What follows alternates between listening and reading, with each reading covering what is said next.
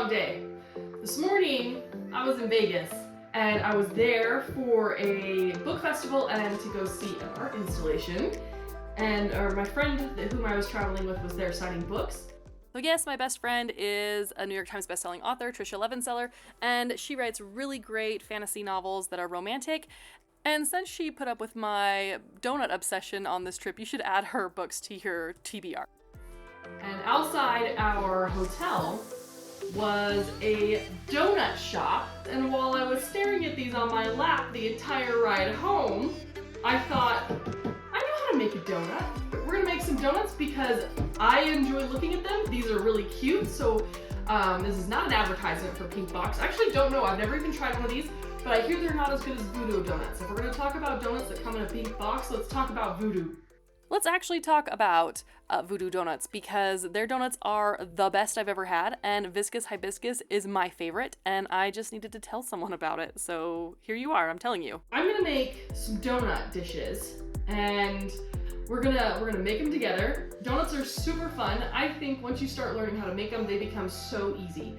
So I'll make some in a bunch of different sizes. Let's take a closer look at the donuts, because I think looking at donuts when you're trying to make a donut out of clay that looks like a donut in real life, you need to kind of keep an eye on the actual piece, the piece of inspiration. And these donuts are pretty cute. I'm not gonna lie, they're adorable.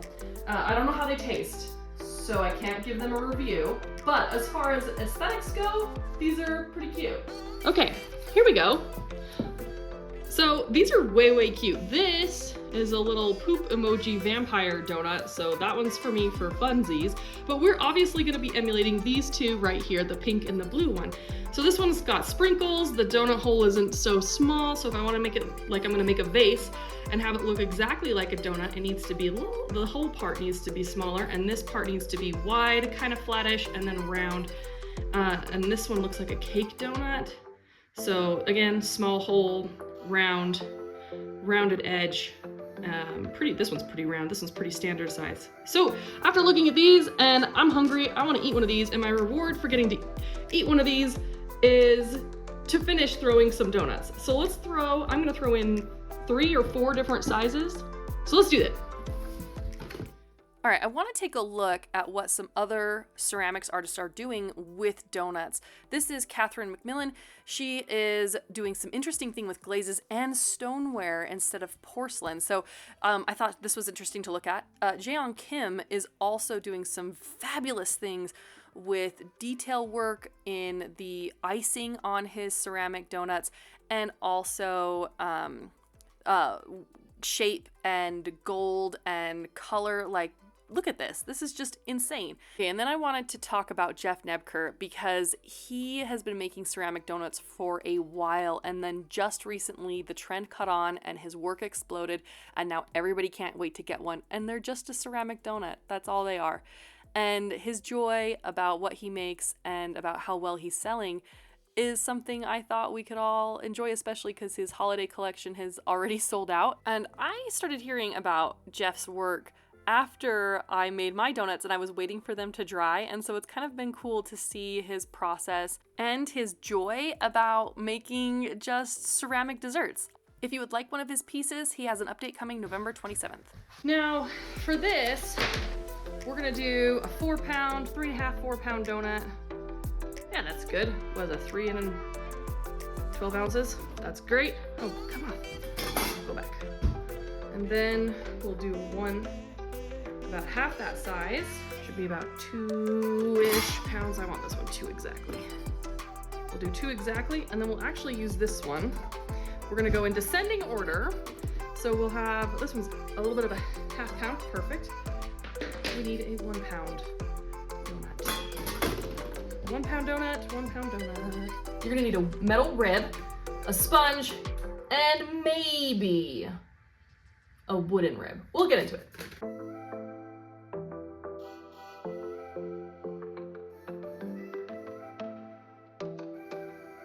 So we're centered-ish. This is gonna work out really well for us. So what we're gonna do, first step, is we're gonna open our pot all the way down to the back. All the way down. Now, because I want this to be as accurate as possible to an actual standard donut, I'm not gonna open the donut hole, because this part will become the donut hole. You can already see the shape, right? This part doesn't need to be very big. So my plan is to actually take up most of the bat and come out to about right here and come up. So here, from here, I'm going to help myself flatten things out a bit, so flatten towards the edge, because that's what we're gonna have to do anyway, right? And probably take the extra water out of the bottom here. So here we go. We're gonna do their second opening. So now I'm gonna take my fingers along the top here, and I'm going to open it a second time. And I'm actually going to take more clay from this inside wall and push it down, because I want to use as much clay as possible for the final part. This is so awkward. Every time I do this, I'm like, ooh, why does it feel weird? And I'm starting to push the clay out, but I want to still keep even walls. So we'll work on that next. So just go slow. And I want to keep a lot of clay right here, because this clay has to come up and over. So I'm about where I want to be. Can you believe this is going to look like a donut? I'm going to use my wooden rib to help, because hydrobats like to collect clay. So I'm going to use the hydrobat to help pick up my clay. We're going to slow down here on this rim. And here we are. We're just going to think upward mobility thoughts. There we go. And now I'm going to do the same thing with this inside ring. Up, up, up, up, up. Think up thoughts. Don't worry about rims too much. It's not going to matter overall. All right, this is going to be the part that's weird. I'm going to start stretching this one over with the intention that it touches this, right? And now I'm going to start coloring this in so that it touches here. We're just gonna pull it together. So once we have a sealed object, we'll have a little bit more leeway on what to do next. Okay, and at that point, the pot failed, and so I had to start again. In fact, I actually thought that I had it filmed correctly, and I didn't realize that the pot had failed, and that I didn't film the correct one. So back to the drawing board.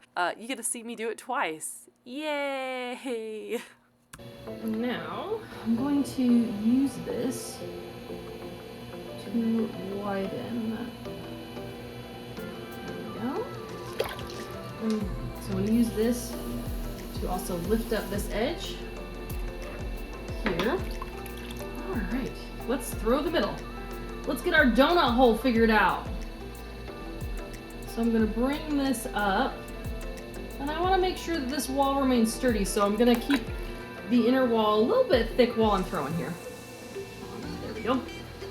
Oh, that looks super great.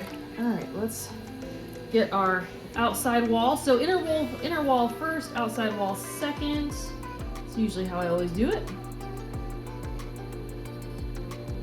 And that's pretty good.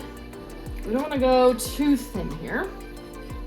I always have problems if I go too thin. It's going to be a thick donut.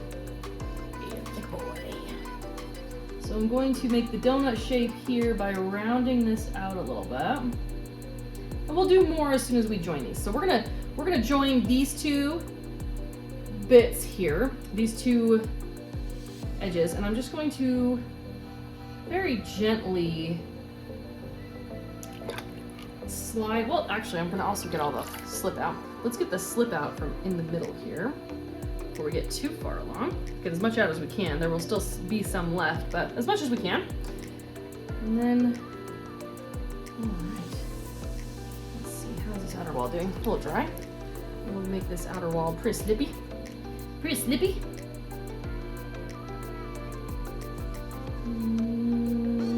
Pretty good, pretty good, pretty good, pretty good. All right, here we go. We're gonna gently start collaring in. So we're gonna collar in here. Collar, collar in. Then I'm going to gently stretch this little boy on down without compromising my donut hole. This is a wide donut hole. I may have compromised it. But anyway, this is the idea. So you want these two to eventually kiss. Like it's a little romance. They're getting closer and closer. And now they're kissing. And now we want them to join forever in ceramic matrimony. I'm gonna actually roll pinch in here. This looks pretty rough, right? A lot of people can do this real gracefully, and usually I do as well. But now, however you get that sealed is how you get it sealed. There we go. I'm just going to help this along here with this donut hole. This is a wider donut hole. All right, and now take my metal rib, or slow down pretty bit, and I'm gonna start my final shaping here. Just like this. And make sure it looks like the donut on the outside. So this is the top side of the donut. We'll trim the back side of the donut. So make sure it looks like how I want it to look. And my inner wall did get a little weak here, but we're gonna fix that real quick by doing a little bit of trimming in here, just like this. So I've got a big donut hole this time around. It's not small like I wanted. That's okay. It'll still look cool when we're done. Here we go. There's my nice donut shape. I'm using pretty firm pressure here to shape that donut. And that, my ladies and gentlemen, is a nice donut ring. It's a big donut ring. Can't wait to see what I'll make with this. I really recommend using the Giffin grip to trim these. It just makes it easier, and I haven't had any issues with my donuts flying off into oblivion, but I have had issues with my donuts flying off into oblivion if I'm just using the trimming on the wheel head, like you normally would. But anyway, the steps are, you're gonna trim the inside and the outside of the back side of your donut to make it look donut shaped. It takes a little bit of time, and it's kind of fun, so good luck.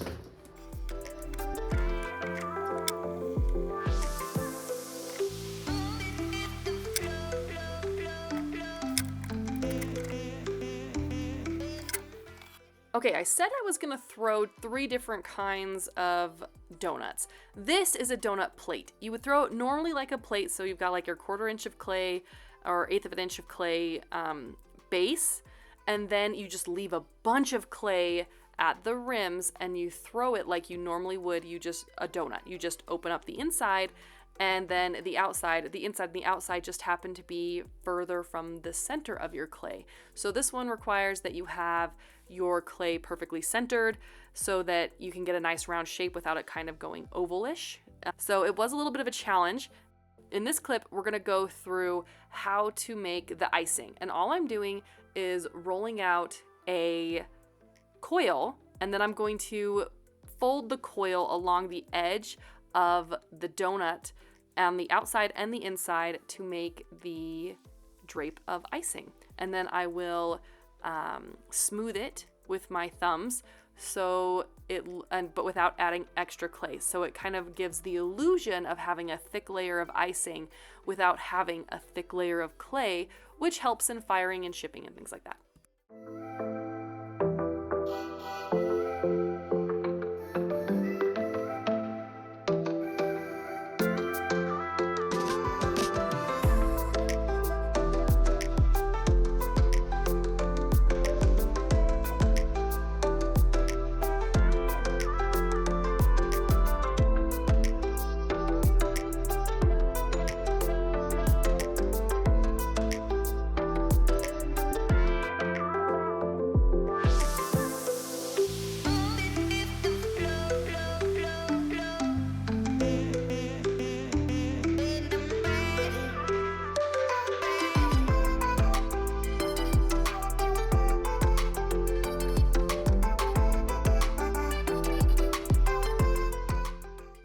I'm going to show you the same thing again, but with a smaller donut, because it is a little daunting when the size changes. It's easier to do the icing on bigger pieces than it is with smaller pieces, especially on the inside ring. So I really recommend using like a little wooden finger tool to help, but it is pretty easy and you don't have to score and slip anything. As soon as you start putting your icing on there and thumbing it down or spreading it down, it connects really well, so you don't have to do any extra slipping until you're ready to smooth things out with a sponge. One tip I also did not show is to tap the coil down. So after I've smoothed it, I actually go around with my palm and I just tap it down so it's kind of flatter, because you don't actually want it raised up too high so people think that there isn't a thick layer of icing there. So you want the illusion of a thick layer of clay without there being a thick layer of clay. So I tap down the icing on the edges and on the inside so that it looks flatter than it is. This is just one of those tricks to help trick the eye into thinking that this ceramic thing is a pastry. For the sprinkles, I'm using a syringe full of slip. Not everybody will have this, so I don't think it's necessary. This is how I did the sprinkles. I've experimented with making sprinkles out of very thin coils of colored clay before, but those tend to be very sharp, and I wanted something that I could smooth down once it was dry so it wasn't sharp upon handling, because I wanted these to be finger friendly sort of pieces, like so that someone could grab it without thinking that, ooh, this is glass and sharp. If you do use this method, it takes a long time, so settle in and also stretch your hands because mine cramped after this. Once these were bisque fired, I ended up mixing my own underglaze tone because the amethyst velvet underglaze is a little bit too dark. I really wanted to glaze these pink, like bright pink, but at mid-range firing, there is not a good pink. There's not a good pink unless you're low firing or you're high firing, and so we were kind of, stuck with purple and blue. I actually waited to glaze these for almost a month before I found the correct method on how I wanted to glaze the actual dough part. I spent a lot of time thinking about it because I wanted something that looked like it had been in the oven, but I didn't want like a poopy brown. And I ended up finding these pigments that my mom had in the studio. So the pigments are called Colors for Earth, and I think they're actually made for glass projects. They're low opacity, or they're not opaque. They're transparent a little bit, so you can see through them. And I did layers and layers of the different Colors for Earth pigments, and that's how I got the toasty look that I was going for. I used, I think, 3 different colors total to get that look. For the sprinkles, I just used designer liner, and I squirted a little bit out onto the table, this little plastic covering that we had, and I used that as like a paint palette. So it was kind of messy. And I say this with my full chest, the most frustrating part about this entire project was glazing the sprinkles. It took so much time and you had to get so many coats, and it was the hardest part. It was an exercise in patience that I failed at a lot. Welcome back, and as you can see, these are perfect. They are so gorgeous. They turned out the exact way that I wanted, from the pigments I used in the coloring for the baked dough, to the underglazes I used for the bright frosting, and the sprinkles, which were designer liner. I have been trying for so long to get donuts that look like donuts, and I think I finally figured it out, and it's made me so happy. You always hope that something is going to turn out a certain way when you throw it in the kiln, but then the kiln takes over and chemistry and happens, and it's not always what you want. And these turned out exactly how I envisioned them. It is so rare that happens, and I'm so excited. And they're like this donut plate, it's a plate with a donut rim. The rim is completely hollow.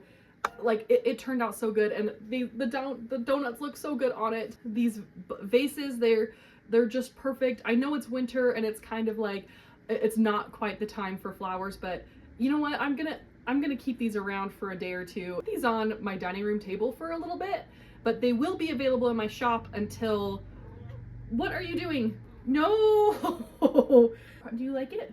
Can I get a kitty review? Yeah, is it good? Nope, and she will eat the donuts because she's feral. These will be available in my shop for 2 weeks, and then they will be going to the holiday fair if the internet does not want. If you're not in Utah and you are not going to be coming to a holiday festival to shop for handmade ceramics, you can only get these for the next 2 weeks, and then after that, it might be another 2 weeks before they're available back online if they don't sell in person. December 20th, we're still gonna do our pottery and book chat, and now I think we need to recommend a book. Here it is. I'm gonna recommend The Paper Magician by Charlie and Homberg. There's a cool story behind how I found this book.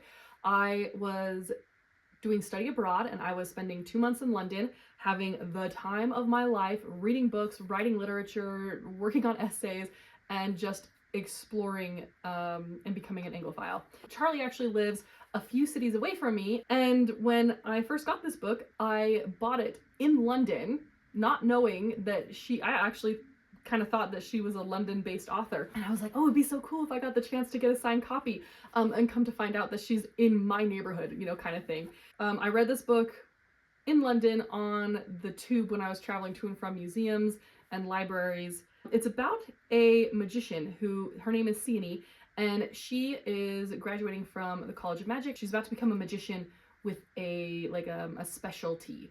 And so she really, really wants like metalworking. And instead they give her paper folding.